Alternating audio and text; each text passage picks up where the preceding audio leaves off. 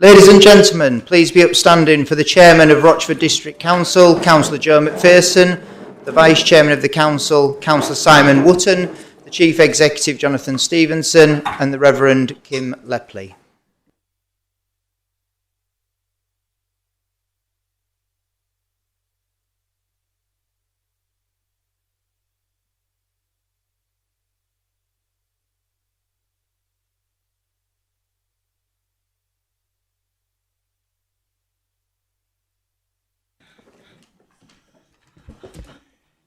Good evening, ladies and gentlemen, can I first of all draw your attention to page 3 within the agenda, which sets out details regarding the fire safety instructions and the webcasting arrangements.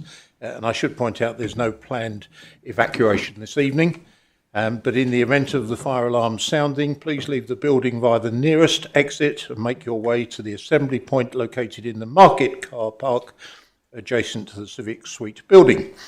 Please do not return to the building unless given permission by the council staff. Thank you. Members, please stand for the Reverend Kim Lepley if you're able to.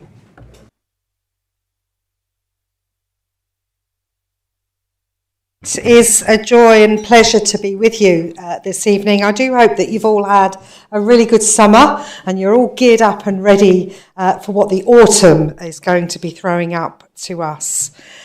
So I'm going to kick off your evening this evening by starting with prayer. So let us pray. Almighty God, we bring before you the agenda for tonight's meeting, especially thinking of the local government reorganisation submission. As we process, digest and debate, we ask, Lord, that we would do so with good hearts, with kind hearts, be mindful of other people's opinions, that they are as relevant and as important as ours. Give clear minds to all our councillors and the desire to hear all points of view, including those who may be opposed to their own. May there be an openness of respectful debate. Help them to be gracious and courteous to friend and opponent alike, with a real sense of working together for this district and the areas that are represented by each of the councillors this evening. At the same time, Lord, we commend for your blessing all who work and are employed in Rochford District Council, those who maintain, implement and make possible the words that are debated, discussed and formed into policy. Amen. And if you know the words of the Lord's Prayer, I invite you now to join me as we say this prayer together. Our Father, which art in heaven, hallowed be thy name. Thy kingdom come, thy will be done on earth as it is in heaven. Give us this day our daily bread, and forgive us our trespasses, as we forgive them that trespass against us. And lead us not into temptation, but deliver us from evil. For thine is the kingdom, the power and the glory, for ever and ever. Amen. So may God enfold you in his love, fill you with his peace, and lead you in his hope. And the blessing of God Almighty, the Father, the Son, and the Holy Spirit be with you and all whom you love this evening and forevermore. Amen. Thank you, Reverend Lepley. You're welcome to stay this evening, but I'm sure you've got more pressing issues to deal with. Thank you very much. Thank you. Please be seated.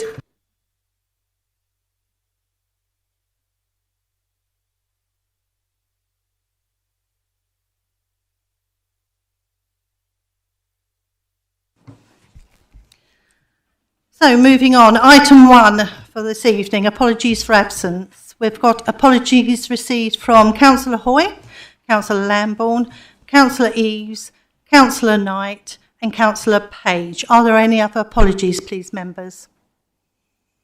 Nobody's indicating, thank you. Item 2, minutes of the meeting held on the 22nd of July 2025. Are the minutes agreed, members? Thank you, members. Agenda item 3, declarations of interest. Are there any declarations of interest, please, members?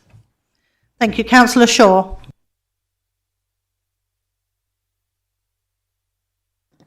Item 5,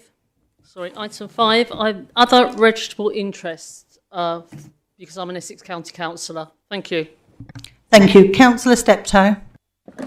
Yes, Chairman, with regards to item 5, I'll just simply say ditto. Thank you. Councillor Newport. Thank you, Chairman. Same as Councillor Steptoe and Shaw. Thank you. Any more declarations? No. Thank you. Agenda item 4, announcements by Chairman of the Council and Chairman of any policy committee or head of paid services. Does the Leader of the Council wish to make any announcements? Thank you. Thank you, Chair. Thank you, members. I've just got a few updates this evening to give you. I'll try and be succinct.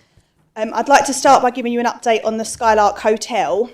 I would like to update members and our residents watching this webcast and here present following online comments made by a Southend councillor that they had sent me a letter regarding the Skylark Hotel, asking for this council to consider taking similar action to that of Epping Forest District Council. I will say that although I have seen the letter online, no letter has ever been sent to me. My personal view on the use of hotels to house immigrants is not one of support, but it's important until government find a solution to the problem, this administration works in the best interests of our residents. In the 3 years the hotel has been occupied by immigrants, including families, I've never been contacted by a Rochford resident to raise concerns. Indeed, from what I have seen on social media, most residents were not even aware that the hotel existed until a few weeks ago. I think this says a lot. The use of the Skylark remains under review as it has done since it was opened 3 years ago. Council officers have done a professional job in ensuring that it is operating in an appropriate way, consistent with updates to members. We've all seen and heard the specific issues around the Bell Hotel in Epping, and it's clear here in Rochford the circumstances are not in any way the same. I personally sought legal advice to understand our position, and even if this council felt a similar approach to Epping should be taken, it is highly unlikely we would have any success as we do not meet the required thresholds. Furthermore, and arguably the most crucial factor, is that should the hotel be forced to close for migrants, the Home Office could rehouse them in private accommodation all over the district, as is the case in Southend. However, as you would expect, and as we have always done, we will continue to monitor the situation, and I will keep members and our residents updated. Moving on to priorities and budget consultation for 26-27. Each year, the Council is legally obliged to consult with residents and businesses to inform the budget for the upcoming year. The Council has now aligned the budget setting process with the annual review of the corporate plan to ensure both are consistent of one another. I just wanted to take the opportunity to advise Council that the corporate priorities and budget setting consultation launched on the 11th of September and will close on the 26th of October. It provides an opportunity for residents and local businesses to share with us their views on how the Council spends its money, how it might raise more money, and the level at which it should set council tax next year. It also seeks views on the Council's strategic themes and priorities, as well as seeking insight on what matters most to our residents and local businesses. Findings from the consultation will be used to inform both the budget setting process and corporate plan review process, which will be reported to full council in February 26. I would encourage all members to promote this important consultation, which can be found on the Council's Engage With Us platform and on our website, so that we hear from residents and businesses from across our district. And finally, I wanted to give a brief update on the Newtown Task Force submission of expression of interest.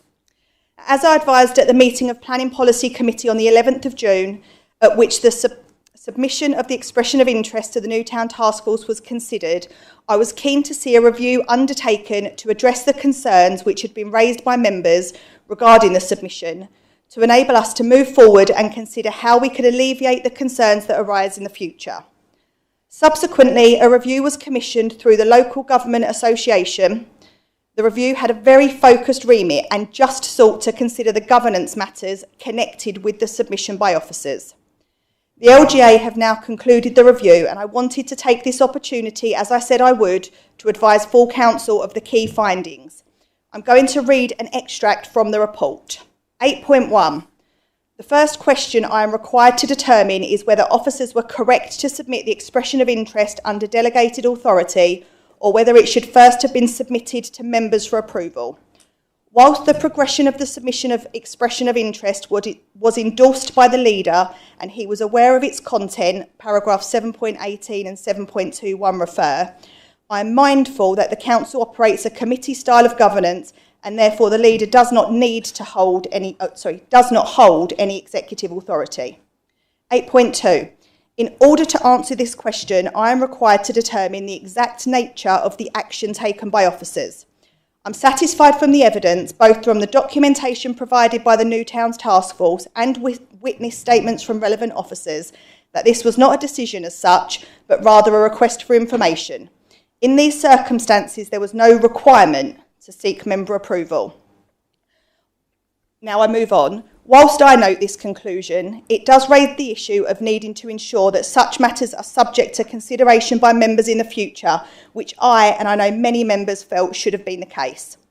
This council, or any future council, should not be in a position where only one member, the leader or otherwise, is aware of such big steps being taken by officers.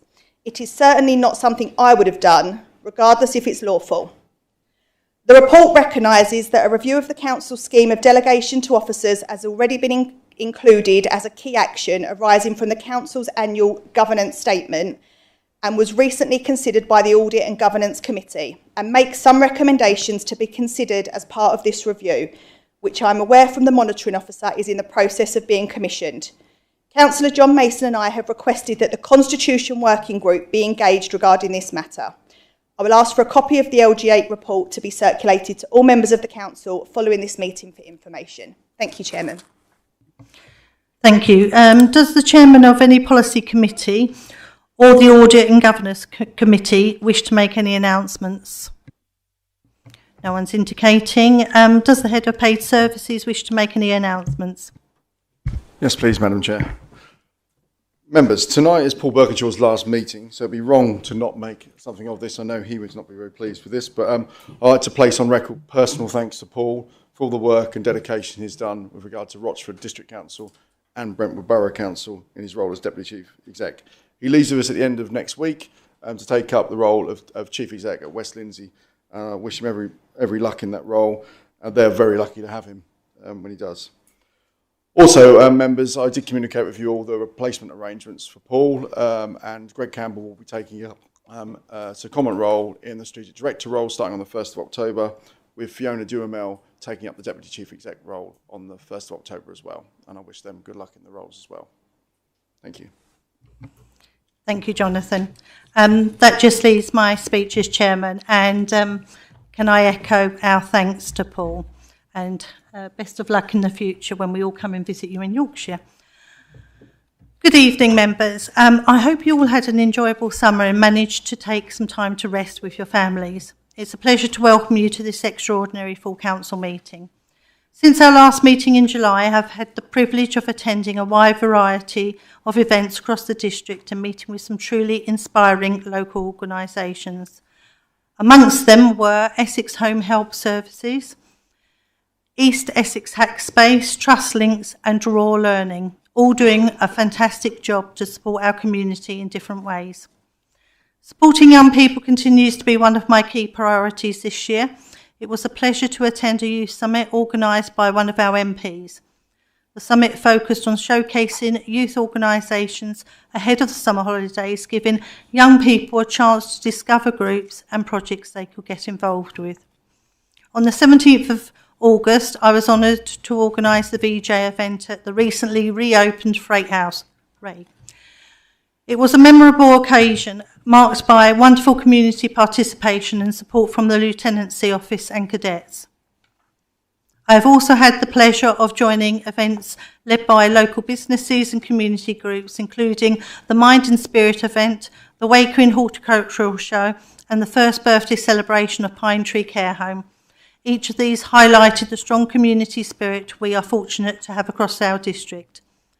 Just last week, I was given the honour of attending the Fitzwymark School Awards evening, where I presented some awards to some truly outstanding students.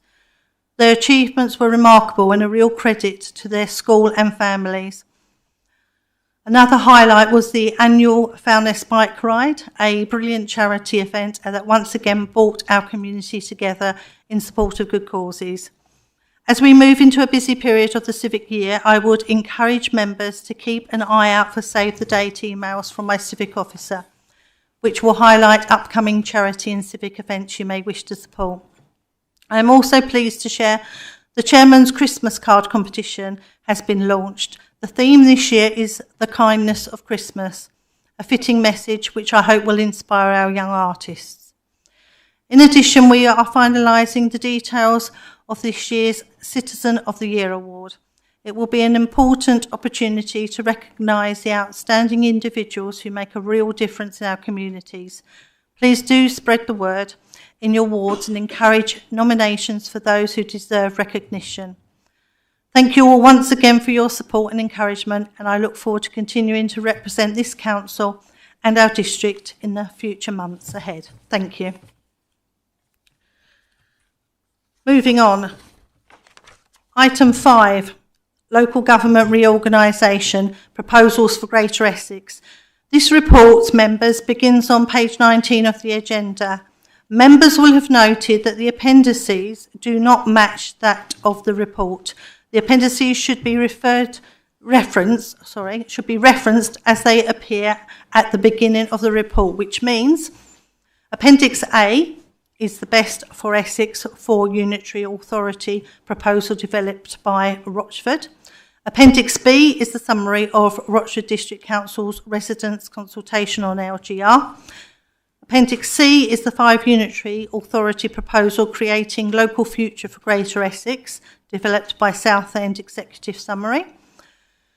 Appendix D is the 4 Unitary Authority proposal, the Right Balance, developed by Thurrock Executive Summary. Appendix E is the 3 Unitary Authority proposal, 3 new councils, 1 bright future, Executive Summary. So I would like to now invite the Leader of the Council to introduce the report and move the recommendations. Thank you, Chairman. It's my pleasure to be here this evening to move this recommendation. Following our meeting on the 22nd of July, this council undertook a mammoth task of completing a business case in a matter of weeks, and my thanks go out to all the officers involved in that process because I recognise how difficult it would have been when the day job still needed to be done. This council unanimously voted to support a consultation where we wanted to seek responses from 400 residents. We received responses from almost 1,100 residents, which shows us just how important this topic is. So I would now like to move the recommendation on page 21 that the council expresses its support for the Best for Essex 4 Unitary Authority proposal as set out in Appendix A to this report as its preferred option for local government reorganisation, LGR, in Greater Essex, and the Leader of the Council be authorised to add the Council's support to the proposal to be submitted to Government by the deadline of the 26th of September 2025. Thank you. Thank you. Do I have a seconder? Councillor Mason. Yes, thank you, Chairman. I'm seconding the recommendation. With your agreement, Chairman, I'd like to speak now. Is that acceptable? Of course. Thank you. First of all, I'm going to pose a question.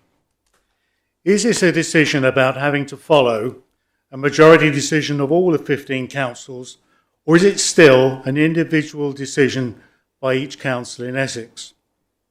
It is an individual decision by each council. The new government will decide what they think is best for Greater Essex, but at least we get our say. We must have very close regard for what is best for our council and our residents who have been consulted. All age and socio-economic groupings have had the opportunity to participate in the consultation. If the response is not an exact match to the profile of our district, then officers suggest it is the overall response profile as one might expect in any of our local consultations. What it did get was far more responses than any other consultation for as long as I can stand witness to, and it has to be listened to. The 4 UA business case is definitely a viable one for the government to consider, and which I think works better than the others from the perspective of our district, and it follows the preference of our residents. Given that our group, Roxbury District Residents, clearly represents residents in its own name, then my duty is clear in the vote, and that is why I have seconded the recommendation. May I also add my great admiration and thanks to all the officers who worked so hard in getting the 4 UA business case available for this meeting. Breakneck speed, but no quality lost. Thank you, Chairman. Thank you, Councillor Mason. I'm now opening this up for debate, so if any member would like to indicate if they would like to speak on this item.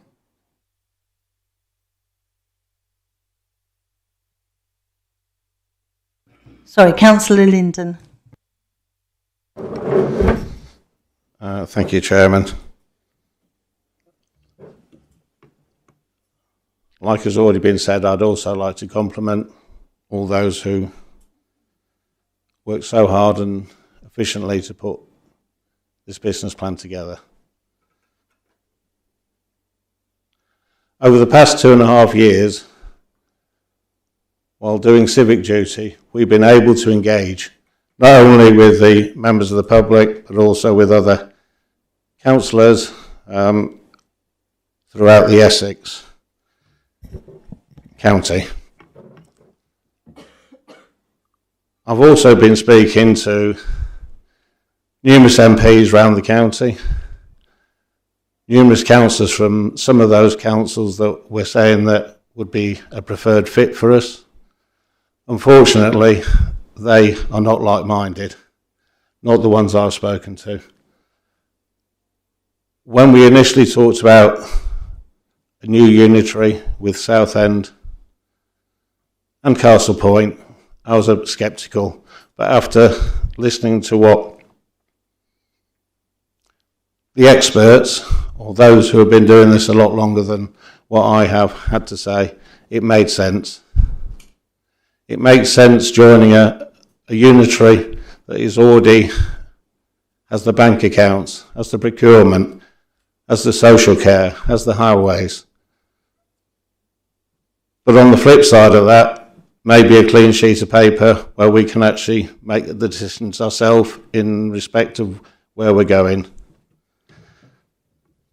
When the 4 UA was mentioned, I did like the fit. I like the fit in particular because of the work that we've done with the one team, how that has worked over the last few years. And my concern would be if we didn't go forward with that, then the split up, the financial implications, the split up of the officers, I'm not quite sure how that would actually work. My initial thoughts and my party's thoughts, and with discussion with all the residents, was to go with the 3. It made sense, and that is effectively what we wanted to do. Now the administration has thrown a curveball with the 4 UA. We have, as a council, have got to stand united if we are going to move forward. If we don't stand united as a council, then they will not be taken seriously. Some of the concerns that I have is if we go with the 4 UA and that is rejected by government, what is our plan B? What work have we actually done in respect of what would we then do going forward? Who would we then, would we hold that against? Would we work very closely? We'd have to work very quickly. Have we worked on a plan B? it's a big decision we've got to make. You know, there's a lot of other quangos out there which are costing the government an awful lot of money. So the government have got to look at not just how they can save money through the councils, but also look at all the other areas that they're costing. Some of the quangos are costing in the region of 450 billion per year. So in the great scheme of things, we have been thrown a very difficult decision to make. I commend all those who have worked very hard in coming to the decision. As I said, my initial decision was, and our group, was to go with the three. But after reading the hard work that has been put in, reading the facts and figures, and might I say, I don't sometimes look at PCW's figures, and they don't add up all the time.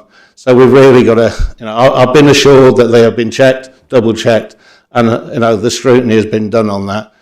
But we've got to trust that these figures do make sense. The officers have done all the hard work on that. So at the end of the day, we've got to be united as a front, and I will be supporting the 4UA going forward. Would be very interested to actually see what Plan B is if the government rejects that. Thank you. Thank you, Councillor Linden. Councillor Stuart Wilson, please. Thank you, Chairman. I'd like to say, and I said this previously, that we didn't ask for LGR. It's being done to us. But what I would say is that the report is actually a good piece of work, and I applaud the work in producing it. In something like the reorganisation of local government, there is no absolute right or wrong answer. You can come up with as many spreadsheets as you like, you can come up with as many tables as you like. Some of it will come down to emotion, and it's our residents, how the residents feel as well. The observation that I really want to put forward tonight is that I've seen and heard stories that I would describe perhaps as scare stories, which is if we end up being involved with Southend, that our greenbelt land will be used disproportionately to build on. Now that may or may not be true, I don't know. But what I would say is that Best for Essex doesn't necessarily guarantee that our greenbelt land will be protected, that we will be protected from overdevelopment. From the report, I can't see any evidence that would stop Malden, Chelmsford or Brentwood disproportionately using our land to meet their housing targets. So it's a word of warning, really, that there is no right or wrong answer. The report's good, but it doesn't guarantee, it might not give the outcome that people are expecting. Thank you, Chair. Thank you. Is anybody else?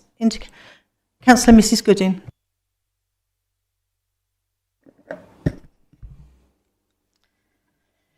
Brentwood has already endorsed 5 unitary authority model. Chelmsford too. We're waiting on Malden to put theirs forward. I appreciate none of us have wanted the LGR, but we must recognise our preferred option cannot exist in a vacuum with Chelmsford, Brentwood and possibly Malden, if they've formally backed the 5 unitary model.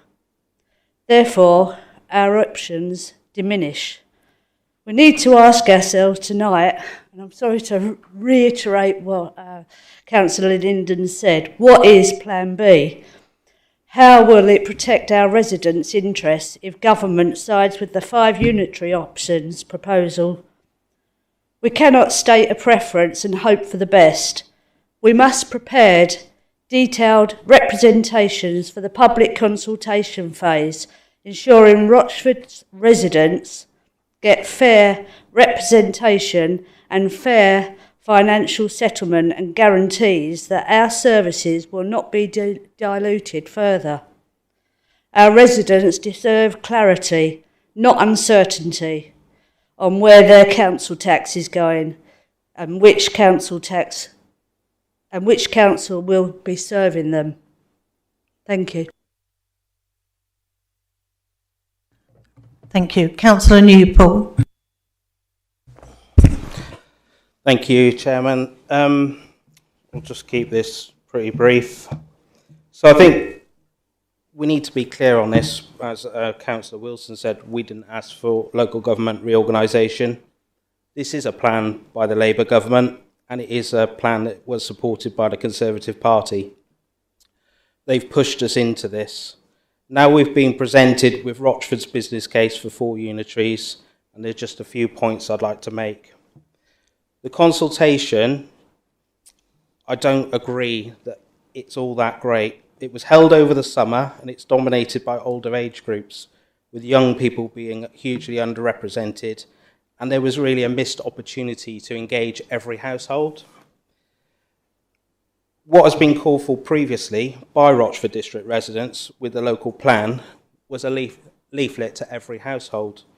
And I think we missed that. If the local plan merits that, surely this, which reshapes local government for decades, did deserve more effort. Then there's the lack of support from other councils. On the 5th of February, the letter that was received from the then Minister of State for Local Government and English Development, which clearly said they would expect local leaders to work collaboratively and proactively, including by sharing the information to develop robust and sustainable unitary proposals that are in the best interest of the whole area to which this invitation is issued, rather than competing proposals. The lack of this support for this plan by other councils has left Rochford isolated. Chelmsford, Malden, and even our one-team partners in Brentwood have all refused to back this plan. And it does beg the question, if this really is best for Essex, why aren't other councils behind it? Finally, the financial costs. Other business cases deliver greater savings, lower redundancy and transition costs, cheaper long-term delivery of social care and children's services, and greater agility to deliver further efficiencies and resilience. From the outset of this process, I said no transfer of debt onto the shoulders of Rochford residents, and nothing in this business case gives us confidence that that promise can be kept. That's a red line for us. Yes, a plan should be submitted, but this one relies on too many assumptions and has been developed at pace. It simply presents too many risks for our residents' futures. We won't be supporting the recommendation. Thank you, Chair. Thank you, Councillor Newport. Councillor Milne. Thank you, Chairman. Really, I suppose this question really should be directed perhaps to Jonathan Stevenson, who might be able to shed some light on it. We've been asked to have consultations. We've been asked to produce what we think would be the best model for local government with this unitary model. But has the government at all given any indication how they are using all this data we've collected and these suggestions? Are they looking at what the majority of the local government authorities say and then going first past the post? Or, I mean, this is totally unsatisfactory in a rotten business case when you get a government that actually hasn't even got the sense to actually tell you what the operation is and the end game. And it looks as a kind of an effort that's been put together on a bag of a cigarette packet, really. I mean, if you look at it. Now, they have asked Essex what Essex wants, but do we know at all what the process is? I know Councillor Mason mentioned the fact that the Minister of State will decide what's best for us. Well, that's really not good enough, and it's not democratic. And I think we really ought to be writing to that Minister of State and telling him to get real, really. And the 4 unitary model, I do like it because there's similar country districts running across the middle of Essex. But there again, I listened to Councillor Linden and this argument that if you've got a unitary that already deals with highways, has the finance sorted out and so on, that could be an advantage. But we're all worried that we are going to be picked clean by people from other areas, and it's going to totally ruin the character of this area and not allow it to develop gently forward to meet the demand that's here. So there we are. So have we had any indication at all how on earth they're going to use all this data? That's my question. That's your question. Thank you, Madam Chairman, and thank you, Councillor. So the government set out in their call for interest and expressive interest for bids for local government reorganisation some key outcomes. A couple of members have asked me about the weighting of those. We're not fully aware as officers of the weighting. At the moment, Surrey are the first organisation or area to go through this, and we'll know hopefully by late October, early November that obviously the government will have to run a very thorough and detailed process with the risk of judicial review, which could happen, and it's happened in previous rounds of local government reorganisation. So we're not fully aware. We know what objectives we're going to meet with the bids that are going in. We're not fully aware of the final decision making, and in the end, it's down to the Secretary of State to make that, which could be not one of the 4 business cases that goes into Essex. It could be another one. In Cumbria, the Secretary of State made a different decision to the 2 business cases that went in, so that could be the case as well. So they'll have all the data and information in front of them, and they'll make a decision whether it's the ones we've got, and there will be a government consultation as well. In Surrey, they had a consultation where they put out the business cases, and then they'll take into account all the information, the public opinion and residents' and business opinion, and then they'll make the final decision. At that point, or at the end of the Surrey, I'm sure the criteria will be, the weighting will be made clear, because obviously it's really key when the government make a decision to provide the clear detail of the weighting and final decision making around that. So I'm sorry to say, I wish I had that all in front of me, but I'm only aware of the full objectives they'd like us to achieve with local government reorganisation, not how they're going to make the final decision. And I'm sure with the 6 areas in the devolution priority programme, they'll probably look at them all in the round as well, and the Surrey one, and also there's 14 other county areas that are going after. So there is an element of the government probably, once they've got all bids, all expressive interest in by the end of November, they probably have to make a consistent approach to those bids as well. So we might not hear about Surrey until all the bids are in November for the other 14 county areas. So I'm sorry to say, I wish I could give you a better answer than that, but that's what I know so far of the process. Thank you. Councillor Wharton.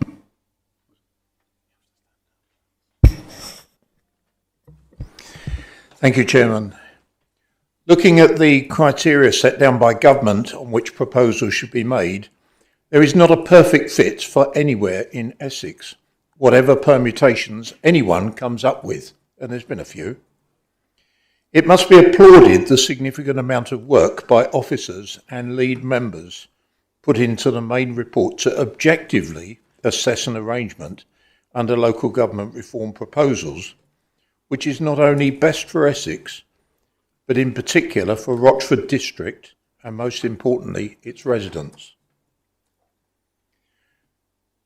The 198-page document is excellent, well structured and well set out, containing strong evidence to support the recommended outcome, and the authors are to be commended.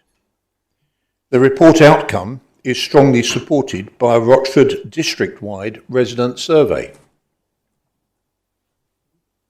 So that's the objective part. And my apologies to Councillor Stuart Wilson for now throwing in a bit of emotion, but we need a bit of emotion in some of these things.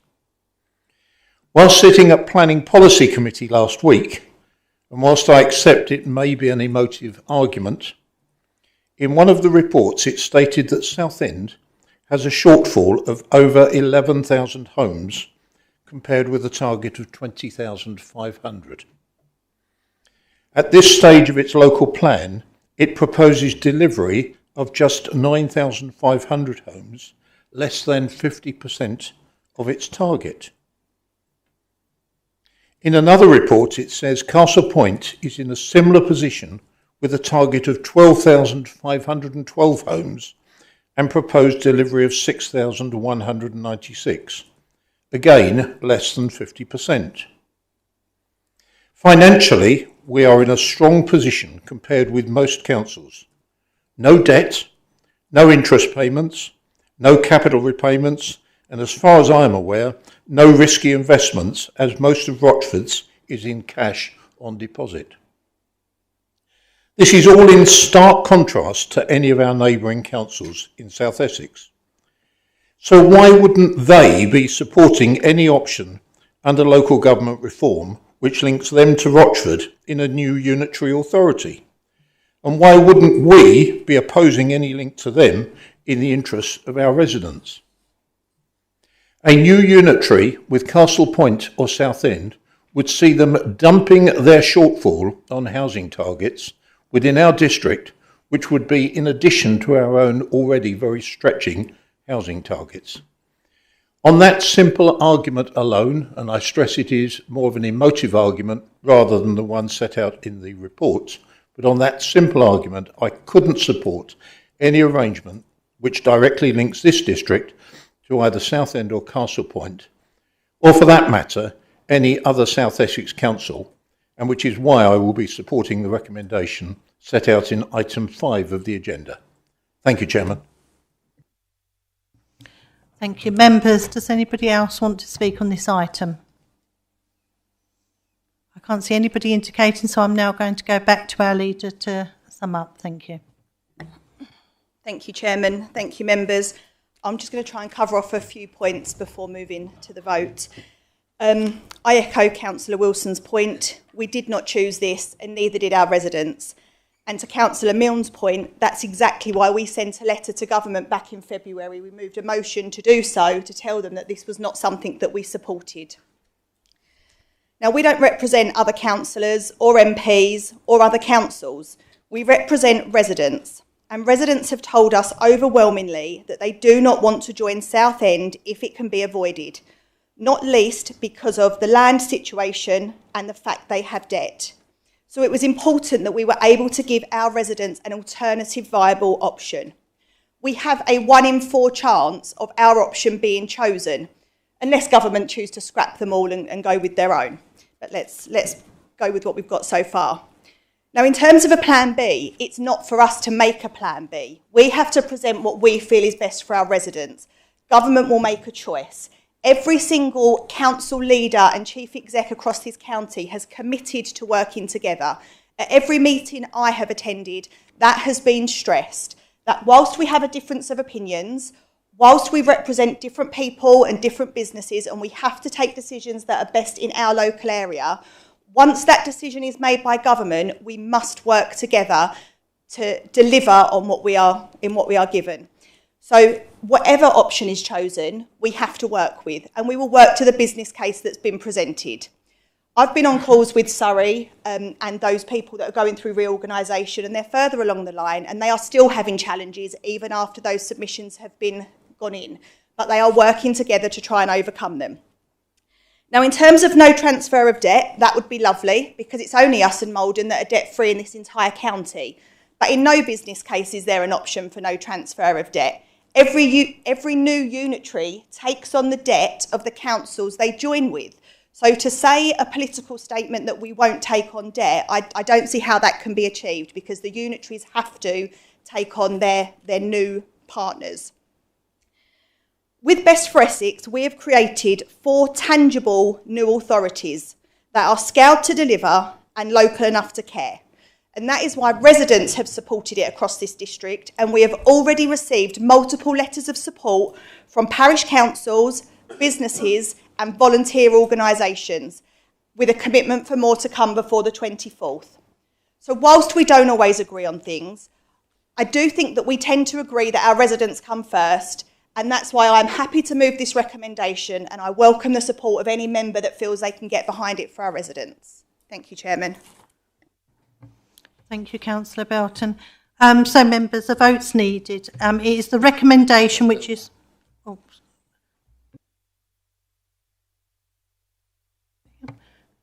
Councillor Mrs Wilson. Thank you, Chair. I'd like to request a recorded vote, please. Thank you. Have you got support from your colleagues? 1/5, I believe you need. Yep, that's fine. Thank you very much. Thank you. Thank you, Mrs Wilson. Sorry.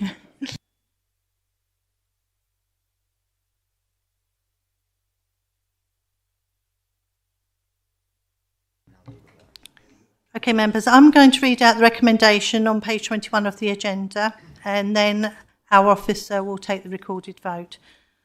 So the recommendation is that the Council expresses its support for the Best for Essex 4 Unitary Authority proposal as set out in Appendix A to this report, and its preferred option for local government reorganisation in Greater Essex, and the leader of the council be authorised to add the council's support to the proposal to be submitted to government by the deadline of the 26th of September 2025.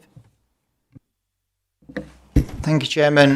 Members are aware of the procedure for a recorded vote. I will reach out each member's name individually, starting with the Chairman and Vice Chairman, and ask you to indicate whether you are for, against, or wish to abstain from the recommendation which the Chairman has just read out.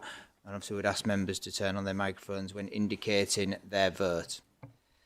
Councillor McPherson. For. Councillor Wotton. For. Councillor Belton. For. Councillor Booth. For. Councillor Brewer is not present, I don't believe. Councillor Capon. For. Councillor Carter. For. Councillor Constable. For. Councillor Cripps. Councillor Cross. Abstain. Councillor FD. For. Councillor Gooding. Abstain. Councillor Linden. For. Councillor Marriott. For. Councillor E. Mason. Councillor J. Mason. Councillor Milne. For. Councillor Myers. For. Councillor J. Newport. Councillor L. Newport. Councillor O'Leary. Councillor Sharp. Councillor P. Shaw. For. Councillor L. Shaw. Councillor Squires Coleman. For. Councillor Stanley. Councillor Steptoe. For. Councillor Sutton. Councillor Ward. For. Councillor Webb.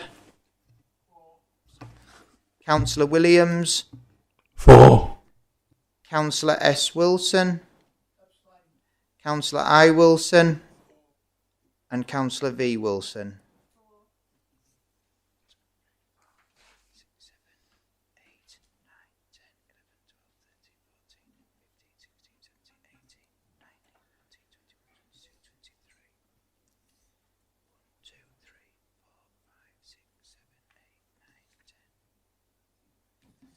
For 10 abstentions. That's carried. Thank you, members. So the vote is 23 for, 10 abstention. That is carried. Thank you. Thank you.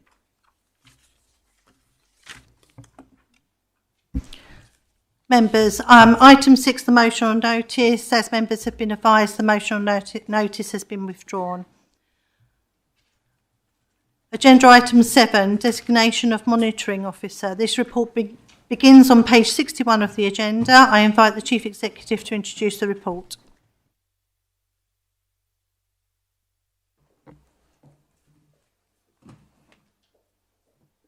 Thank you, Madam Chairman.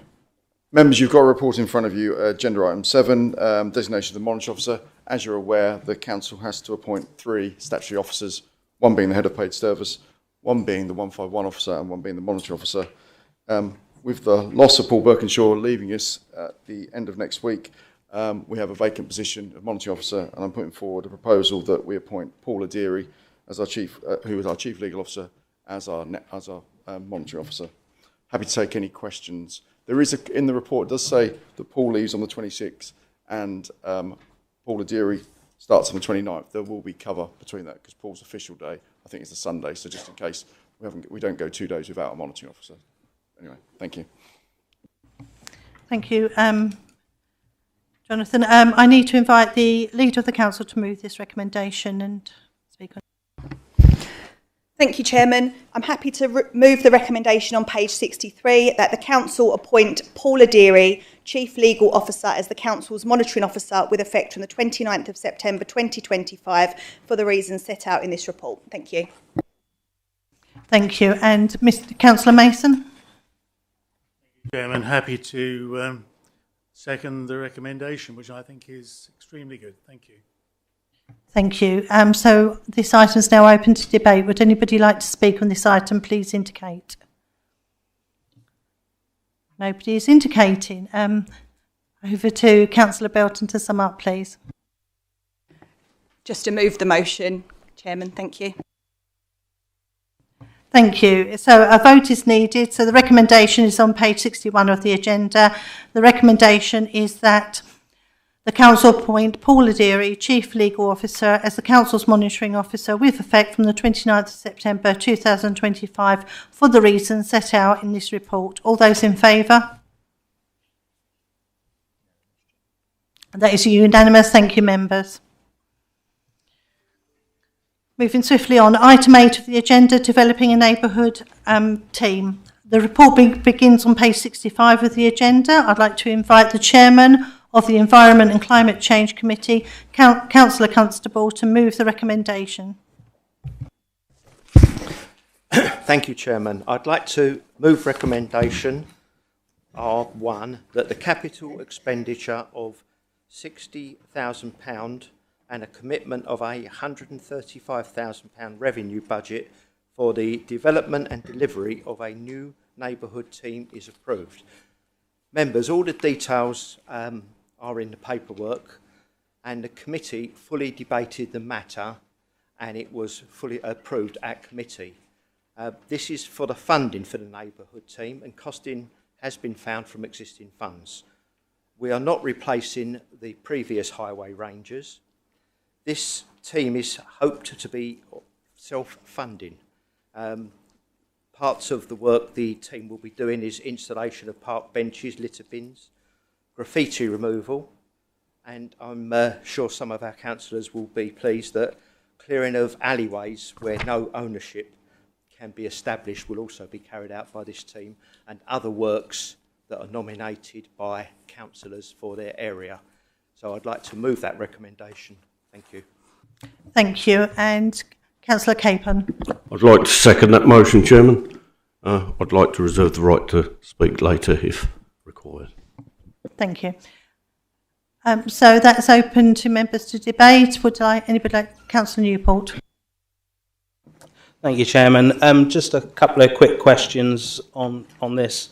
The first one is that I see there is mention of not replacing the highways rangers, which is good to hear because no one likes double taxation. And one thing that I did speak to Mr. Houghton about previously, but I did forget to mention this, is about the overlap between parish councils as well, because I am aware, such as in Rawriff, that the parish council does employ a similar service.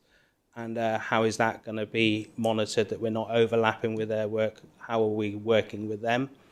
And the last question I have on this is around how will the performance, have we got KPIs set up for this team so that we can monitor performance through the committee?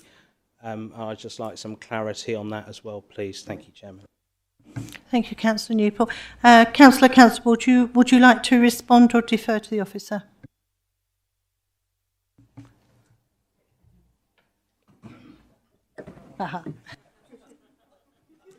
Good evening, members. Thank you for those questions. So regarding the service, I think it's obviously something that we're going to have to feel our way through initially. And I think the idea is to report back into the committee at each quarter on the progress it's making in terms of work. So I think it is a wide-ranging amount of work we've put on there in terms of what it can do. So I think performance indicators will be based around, I think, initially just the output against that. So days spent on certain tasks, and we're also in response times on terms of members' requests. I think that'll be the two sort of key areas. So how quick are we responding to members' requests, and what is the nature of that work? So those are two things I expect us to report back on a quarterly basis. In terms of the overlap with parishes, I think, again, that's something we have to liaise with the parishes around. I think there's a valid point there. But I think that there is, at this point in time, enough work out that I think if we look around the district, you can see there are aspects of the place that needs addressing. So I think as Councillor has already touched upon, sort of alleyways spring to mind. There are different pieces of work, untidiness around, so perhaps a sense of arrival as you come into the district would be quite useful. So I think there has to be some flexibility about how we approach that. I think there's a resource there that we can use as we see fit. There's a bit of agility around that. And again, that will depend on, for example, the seasons. So at the moment, we cut grass to a certain specification. If members had the view that we want to see additional cuts undertaken of our main thoroughfare to have a stronger sense of arrival to come into the district, that's something we can look at. So there's going to be some flexibility, and we'll take a steer from the chair and the committee on that in the coming months. Thank you. Does that answer your question, Councillor Newport? Yeah. Thank you. Would anybody else, any other members like to? Councillor Mrs Newport. Thank you, Chair. So Councillor Constable alluded to self-funding for that position. Can you just explain a little bit about that, please? Thank you. So I think Councillor Constable's observation, I think it's quite a recent observation, is some of the works that are being undertaken by contractors at this stage perhaps would be more cost effective if it's undertaken by that team. So I think, for example, installation of benches, signs, at the moment, although we do use contractors, it is actually a challenge at times to attract contractors to those small pieces of work. I think we'll be actually quicker to respond to those requests and actually cheaper to do so than the contractors. But I think that's something that's got to be again tested and reported back into the committee. But I think that's where, again, we might be able to deliver savings against existing budgets. Councillor Mrs Newport, you'd like to come back? Thank you. So for clarification then, it's not self-funding, it's just cost saving. Yeah? That's my understanding, yes, thank you. Thank you. Councillor Linden. Thank you, Chairman. Yes, we've been speaking for this service to, I won't say come back, because as Councillor Newport said, it's not a replacement of the Rangers, but that was an absolutely fantastic service that was offered, and I'm looking forward to the services going forward, and I commend the committee for actually bringing this to council. I would like to say a lot of things, but obviously we're only talking here about the financial implications, so it's been discussed, and I will be supporting. Thank you. Thank you. Any other member? Councillor Mrs Bell. Thank you, Chairman. Just to say that other councils, including Brentwood, have similar schemes that are all seen as a success by residents and councillors alike. I'd like to put on record thanks to councillors, all councillors that volunteer their time and services around the district, including the alleyways, the litter picking, other things that everybody does around this chamber to enhance our district. And this service won't take that away. It should enhance it by allowing us to arrange community days in each of our wards so that we can really get out there and make this place somewhere to be proud of. And I'd also like to extend my thanks to businesses such as NRG, who have been helping with the clearance recently. It's very well received and it shows the sense of community that we have in this district.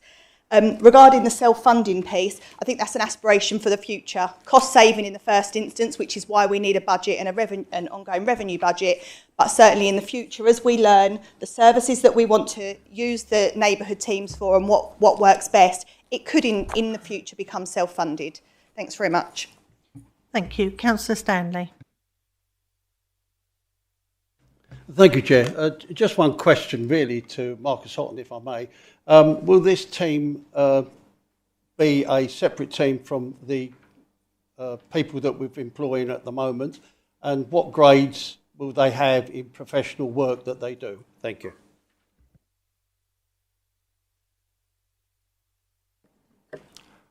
So it'll be a separate team, although reporting into the open spaces supervisors, so it'll be still based at the same site, but it will be a separate team of 3, is what's proposed. And the gradings are similar to those that are of similar functions within the open spaces team already. Thank you. Thank you. Any other member would like to indicate? Councillor Capon, you reserved your right to speak. Thank you. So just return to you, Councillor Constable. Is anything to wind up, please? No, I'd just like to move the recommendation 1 on page 67. Thank you. Thank you. So, members, we're now going to go to the vote. The recommendation, as pointed out by Councillor Constable, is on page 65 of the agenda. The recommendation is that the capital expenditure of £60,000 and commitment to £135,000 revenue budget for the development and delivery of a new neighbourhood team is approved. All those in favour, please. Thank you, members. That is unanimous.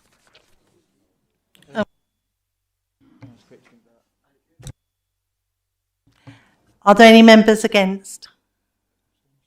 Abstentions? Thank you. One abstention. Apologies. I think our officer is on retirement zone. Agenda 9, Treasury Annual Report for 2024-25. The report begins on page 73 of the agenda. Could I invite the Chair of Audit and Governance Committee, Councillor Booth, to introduce the report?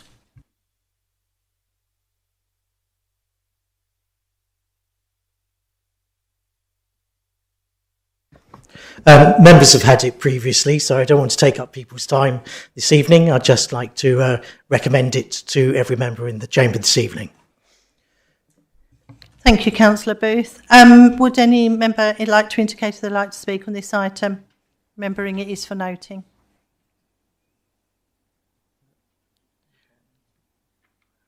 Councillor Booth, did you want to add anything? Not particularly, Chair. Thank you, I have to ask you. Right, so the report is noted, members. Thank you.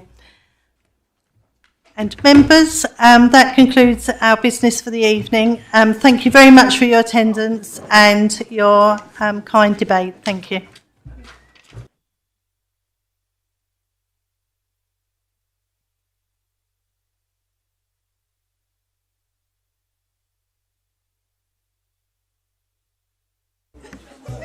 Ladies and gentlemen, please be upstanding for the Chairman of the Council, Councillor Joe McPherson, the Vice Chairman of the Council, Councillor Simon Wootton, and the Chief Executive, Jonathan Stevenson.